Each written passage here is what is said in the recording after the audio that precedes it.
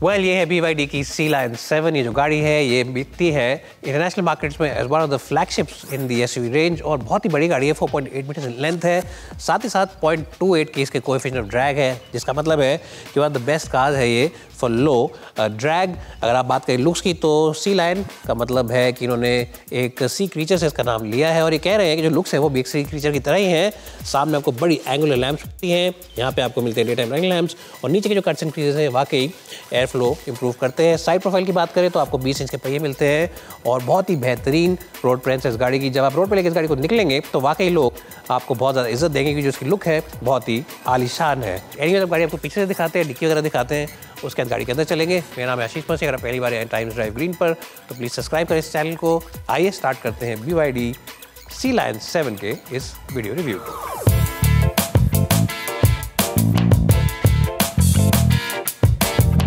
जल्दी से आपको इस गाड़ी का पीछे वाला पार्ट दिखाए थे। यहाँ पर जैसे मैंने बताया स्लोपिंग रूफ लाइन तो है ही, सटल एक स्पॉइलर, बहुत ही सटल सा एक स्पॉइलर दे रखा है कि जो गाड़ी है 500 से ज़्यादा BHP इसके अंदर, तो ये तेज़ रफ्तार के तो इन्होंने स्पोर्टी लुक्स के लिए भी दे रखा है। कनेक्टेड बीम ऑफ लाइट है और यहाँ पर इन्होंने कह रखा है कि वाटर ड्रॉपलेट का एलिमेंट एक डिज़ाइन के अंदर डाल रखा है इस रेयर टेल लैम्प क्लस्टर के अंदर। साथ ही साथ यहाँ पे 4.5S लिखा हुआ है। 4.5S का मतलब क्या आप कहेंगे? क्या ये गाड़ी 4 टन की है? क्या ये 500 BHP की है? क्या दिखाता है ये? वेल 4.5S सिंपली इसलिए देखा कि जो 0 to 100 इसका क्लेम है वो 4.5 सेकंड का है। जी हाँ, इतनी बड़ी इतनी भारी गाड़ी का 0 to 100 4.5 सेकंड का है, तो उसको शो ऑफ करना तो बनता ही है, दिखाना तो बनता ही है। डिक्की अगर खोलते हैं हम तो यहाँ पे एक बटन दे रखा है, पावर टेलगेट बटन दबाइए और आराम से ये पूरा का पूरा पीछे का टेल सेक्शन खुल जाता है। जैसा आप देख सकते हैं 5 लीटर का बूट एरिया है, बड़ा है और बेहतरीन है। थोड़ा सा साइड में यहाँ पे इन्होंने सब वूफर वगैरह लगा रखे, लेकिन उससे कोई दिक्कत वाली बात नहीं है। ऐसा नहीं कि लगेज वगैरह फिट नहीं आता है। और यहाँ पे नीचे थोड़ा सा स्पेस दे रखा है कि आप छोटी मोटी चीज़ और भी रख सकते हैं, जैसे कि केबल, चार्जिंग केबल वगैरह नीचे रख सकते हैं आप। 5 लीटर्स इन द फ्रंट और जो फ्रंक है जो आगे बॉनेट के नीचे होता है वहाँ पे 58 लीटर्स का स्पेस है, तो सामान रखने के हिसाब से absolutely no issues. And of course since is a power tailgate, कसरत करने की भी ज़रूरत नहीं है। मेरे हिसाब से लुक्स में, प्रैक्टिकलिटी में, ओवरऑल एक स्पोर्टी एटीट्यूड में गाड़ी खरी उतरती है।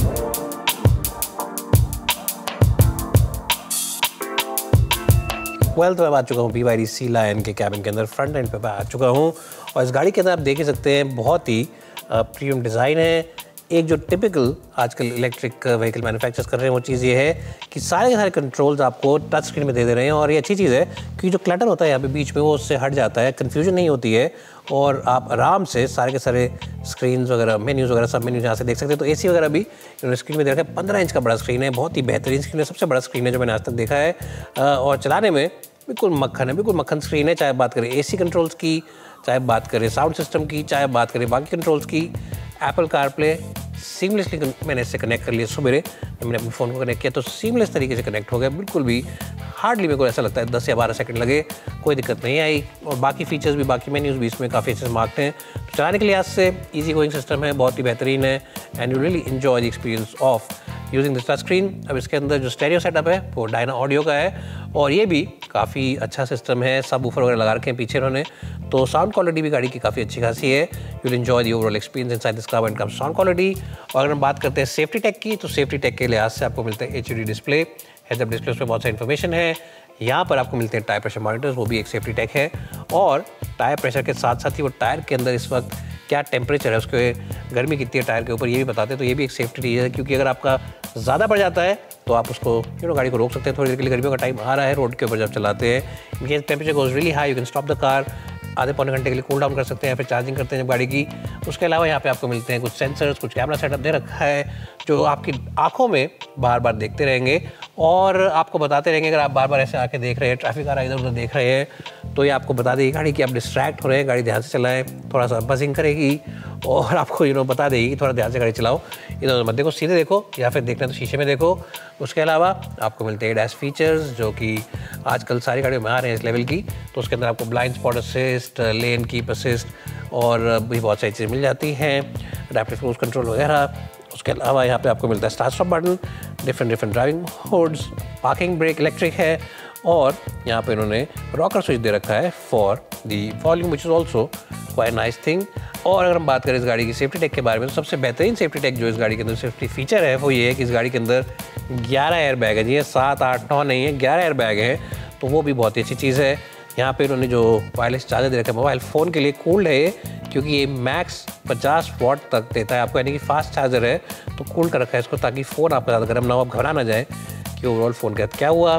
क्विल्टेड लेदर सीट्स मिलती हैं जो कि बहुत ही कंफर्टेबल है, बहुत ही अच्छी हैं, and you really feel like you sitting inside a very opulent and a very upmarket का। You really feel nice about this car. अगर हम बात करें ओवरऑल क्वालिटी की, तो क्वालिटी भी अच्छी है, डबल स्टिचिंग यहाँ पर दे रखी है, यहाँ पे इन्होंने आपको एल्यूमिनियम फिनिश दे रखी है, यहाँ पे सॉफ्ट फिनिश दे रखी है, और डो पैड्स के ऊपर भी सॉफ्ट फिनिश वगैरह दे रखी है इन्होंने, तो ये भी एक अच्छी चीज़ है। हाँ, अगर आप बात करते हैं कि ओवरऑल मर्सिडीज़ और BMW के लेवल की गाड़ी है इन टर्म्स ऑफ क्वालिटी, तो नहीं, उस लेवल की नहीं है, उससे आधा पौना कदम पीछे है, लेकिन सिर्फ आधा पौना कदम पीछे, ऐसा नहीं है कि बहुत ज़्यादा गैप है, हल्का फुल्का गैप है ऑफकोर्स जर्मन गाड़ियों से, लेकिन for the price, for the overall the capabilities and just for the network that this car has to offer, I think even that Adha Pauna Kadam is really commendable. So BYD is the #1 car maker in the world when it comes to EVs, and it shows when you sit inside this car. Why? Because their technology, their features, really everything is world class. Anyways, front end of the cabin को मैं दूंगा एक बहुत ही strong score, 10 में से 10 का। मैं बहुत रैली फुल मार्क्स देता हूँ, बट मुझे बहुत अच्छा लगा इस गाड़ी में बैठ के। अब चलते हैं पीछे और देखते हैं पीछे की सीट्स कैसी हैं, कितना स्पेस है, कितने आरामदायक हैं, और वहाँ का माहौल क्या है। वेल, सी लाइन 7 पीछे बैठने में कैसे, अगर आप चाहते हैं एक शॉफर ड्रिवन कार, आप चाहते हैं दिन भर आप सिर्फ बैक सीट पर बैठे अपने फ़ोन पे लग रहे हैं, आपको बिजनेस मीटिंग अटेंड करनी है या आपको सोना है, लंबे रास्ते पे जाना है आपको, क्योंकि 5.5 किलोमीटर की रेंज है, तो आप दिल्ली से चंडीगढ़ जा सकते हैं, 240 किलोमीटर वापस भी आ सकते हैं, कोई दिक्कत वाली बात नहीं है। तो आप लोगों के लिए back seat is a very good place. यहाँ पे आर्मरेस्ट को निकालिए अगर आप अकेले जा रहे हैं या 2 लोग बैठे हैं, और आराम से यहाँ पे बेवरेज होल्डर खोलिए, डाइट कोक का कैन यहाँ पे रखिए, लैपटॉप चलाइए, क्योंकि यहाँ पे चार्जिंग पॉइंट भी दे रखे, टाइप सी भी है, USB पुराना वाला भी है, AC वेंट्स यहाँ पर भी दे रखे हैं। आराम से बैठिए, इत्मीनान से बैठिए और लंबे सफ़र पे बैठिए और जाइए। पैर फैलाने की पूरी जगह है। मेरी हाइट है 5 फुट 10 इंच। अगर आपकी हाइट बीतती है, आपके ड्राइवर की हाइट बीतती है, तो स्पेस बेहतरीन है। 5'11" के भी आप हैं, 6 फुट के भी है, तो फिर हेडरूम भी अच्छा खासा है, नी रूम भी अच्छा खासा है, और चौड़ाई में भी गाड़ी काफ़ी अच्छी है। यहाँ पर कोई भी फ्लोर में हम्प नहीं है, क्योंकि ये EV प्लेटफॉर्म पर ही बनी है, तो स्पेस आराम से पैर फैलाने के लिए आपके पास है। प्राइवेसी विंडो दे रखी है, यानी कि शीशे इसके डार्क है पीछे वाले। हाँ, एक चीज़ है कि जो इसकी विंडो लाइन है थोड़ी सी ऊंची है, तो आपको ऐसा लगेगा कि थोड़े से आप हेमलिन ज़रूर है, और सीट जो है थोड़ी सी नीची है, तो आपको ऐसा लग सकता है कि आप थोड़े से हेमलिन होकर बैठे हुए हैं। और अगर आप बिल्कुल ऐसे बैठते हैं, तो आपका जो नी और हिप एंगल है ये भी पूरा 90 डिग्रीज पे नहीं है, क्योंकि सीट का जो बेस है थोड़ा सा नीचे है, थोड़ा लो है। So that is the only thing, but for sheer space, for sheer comfort and for the sheer quality, I think it's a very nice place to be in. I will give it a good score of 9 out of 10। Anyways, ये होगी dicky की बात। आगे की बात, पीछे की बात, गाड़ी को लेकर चलते हैं ड्राइव पर, बताते हैं गाड़ी चलाने में कैसी है।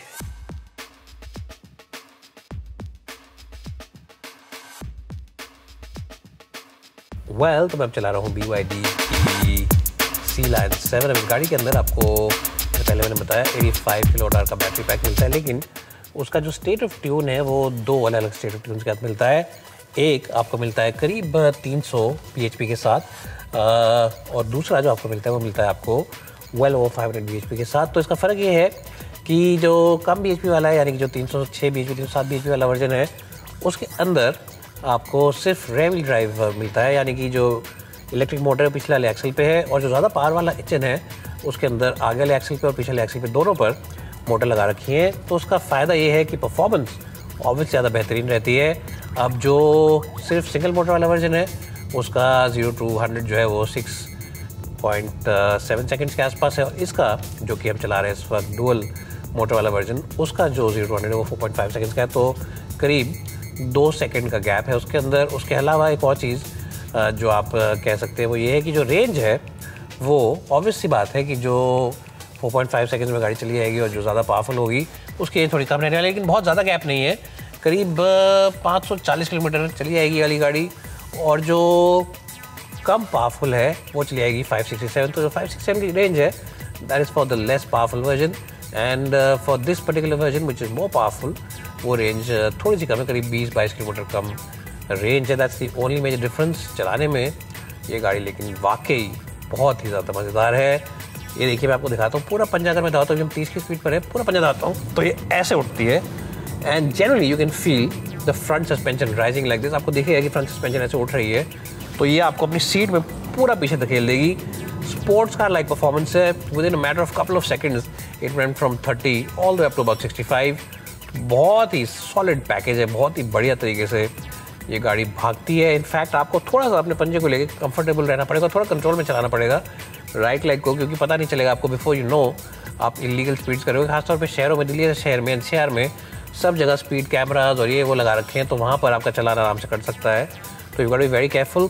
दूसरी बात क्यों चलान कट सकता है वो इसलिए क्योंकि उसकी साउंड इंसुलेशन है गाड़ी की, वो बहुत ही बेहतरीन है। आमतौर पर ईवीज़ वैसे ही थोड़ी सी नॉइज़ वगैरह नहीं होती हैं, क्योंकि इनके अंदर जो ड्राइव शेयर होता है पूरा इलेक्ट्रिक होता है, तो मोटर वगैरह डीजल पेट्रोल का शोर शराबा नहीं आता है। लेकिन उसके बावजूद भी इसके अंदर जो इन्होंने इंसुलेशन लगा रखी है वो बहुत ज़्यादा अच्छी है। बाहर का शोर शराबा ऐसा कोई अंदर ज़्यादा फिल्टर नहीं होता है, रोड नॉइज़ और विंड नॉइज़ और वो सब चीज़ें भी बाहर है, और बाहर की जो ट्रैफिक की आवाज़ें हैं वो भी बड़ी हल्की आती हैं। तो इतना आपको ऐसा लगेगा गाड़ी में बैठ के कि आपका दिल खुश हो गया और आपको मज़ा आएगा इस गाड़ी में बैठ के, तो वो भी काफ़ी अच्छी चीज़ है। और जैसे मैंने बताया ये एक मैजिकल चीज़ है, आप इसको दबाइए और एकदम आपको पीछे की तरफ फेंकती है। तो अपने बच्चों के साथ आप खुश रह सकते हैं इस गाड़ी में, ताकि आप ऐसे दबाएंगे तो आपको मज़ा आएगा। They will also feel very happy when they jolted back into their seats. उसके अलावा 20 इंच के बड़े पहिए हैं, व्हील बेस गाड़ी काफ़ी लंबी है, तो व्हील बेस लंबी होने से फ़ायदा क्या होता है? फ़ायदा ये है कि जो इसका सस्पेंशन सेटअप है वो काफ़ी अच्छा है, कंफर्टेबल गाड़ी है, बिल्कुल कंफर्टेबल गाड़ी है। अब आमतौर पे लोग इन गाड़ियों को लेते नहीं है कॉर्नरिंग वगैरह करने के लिए और पुश इन टू कॉर्नर्स, और करना भी नहीं चाहिए। स्टीयरिंग व्हील हल्का है और थोड़ा सा फीडबैक और मिलता तो आप इसे कह सकते थे कि एकदम एक पहाड़ों पे ले आने वाली गाड़ी है। तो फीडबैक ठीक ठाक है, लेकिन हाँ थोड़ा सा लंपीनेस जरूर है स्टीयरिंग व्हील में, इतना शार्प और डायनामिक नहीं है। लेकिन जैसा मैंने कहा कि जो फैमिली इस गाड़ी को खरीदेंगी या फिर जो बड़े बड़े CEOs इस गाड़ी को खरीदेंगे, वो इस गाड़ी को कोई रेस ट्रैक पर लेके जाएगा नहीं और ना ही वो इसको पहाड़ों पे लेके भागेंगे। तो उन लोगों के लिए बिल्कुल परफेक्ट है। अगर खुद चलाने के शौकीन है तो they will enjoy the driving experience, they will not feel tired.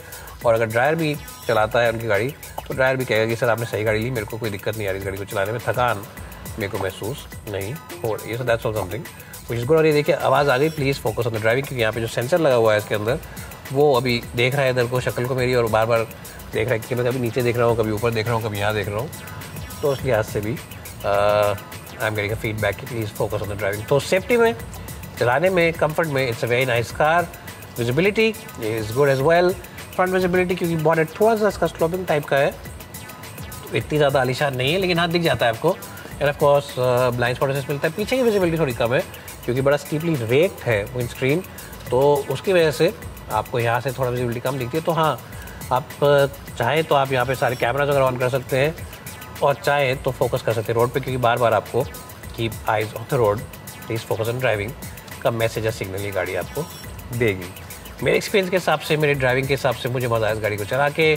मैं एक सोबर ड्राइवर हूँ, मैं कोई एक रेस ट्रैक पर लेके जाने वाला ड्राइवर नहीं हूँ, तो मेरे को ऐसी गाड़ियाँ पसंद आती हैं जो कंफर्टेबल हो, जो थकाए ना, भगाने में अच्छी हो, कि एक्सलेशन आपको मज़ेदार फील रहेगी। दिल्ली में आप चलाते हैं तो कहीं आप एक्सलेशन लेंगे और कहीं आप मोड़ेंगे ऐसे हाई स्पीड पर। तो एक फैमिली ओनर के लिए, एक मेरी तरह मिडिल क्लास और मिडिल एज ओनर के लिए it's a very good car, and I really appreciate what BYD has done with the package. The driving bits मैं दूंगा इस गाड़ी को एक बहुत ही अच्छा स्कोर 9 का 10 में से। जैसा मैंने कहा, better be careful when you drive it, क्योंकि पंजा ज़्यादा दबाएंगे तो इलीगल स्पीड हो जाएगी, पता भी नहीं चलेगा। रोकते हैं गाड़ी को, समरी रिपोर्ट बना के आपको जल्दी से देते हैं। वेल, तो मेरी फाइनल समरी रिपोर्ट क्या है BYD C-Line को लेकर। ये गाड़ी हर एंगल से बहुत ही केपेबल प्रोडक्ट है।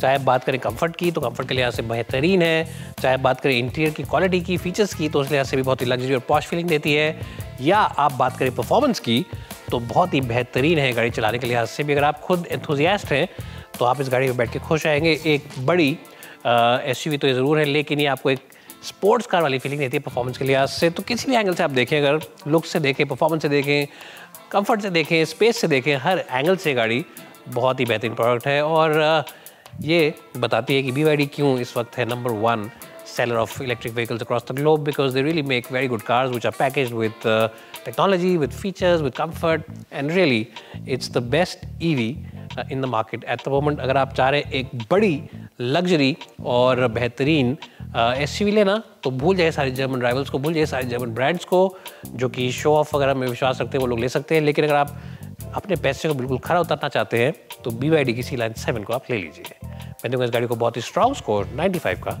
100 में से। Bye for now and thanks for watching.